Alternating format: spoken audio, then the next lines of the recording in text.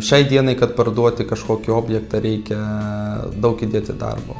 Visų pirma, reikia žinoti pačią rinkos situaciją, domėtis ne vieną dieną prieš parduodant butą.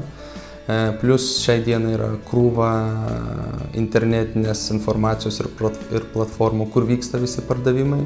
Visą tą dalyką reikia pildyti, detalizuoti, analizuoti, daryti reklamą, marketingą kiekvieno buto, pateikti tam tikro lygio ir kokybės nuotraukas, pastoviai bendrauti su klientais ir skambučiais. Ir to aš pats tikrai nenorėjau ir nelabai turėjau laiko padaryti. Geriau visą tą laiką skyriau savo šeimai ir 2 mažiem vaikam. Tai su Tadu puikiai tą dalyką sutvarkėm ir jis nuo manęs nuėmė visą absoliučiai darbo krūvį. Ir beliko tik tai susitikti su atvestais klientais. Ir nieko pildyti man nereikėjo.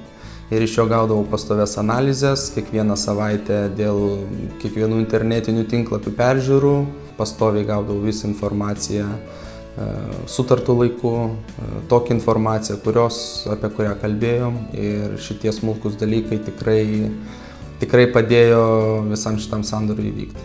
Ir galutiniam rezultate pardavimas įvyko už tokią kainą, kokią maksimaliai galėjom padaryti. Kas liečia rekomendavimą Tado, tai rekomenduoti neketinu, tiesiog noriu pasakyti, kad praeitą savaitę pardavėm vieną savo butą ir vakar sudarėm jau kitą sandorį su Tadu sekančiam objektui parduoti. Aš manau, tolimesnis darbas su Tadu viską pasako, kad paslaugos tik tai tenkino, rezultatai tenkino ir mes su juo dirbsim toliau.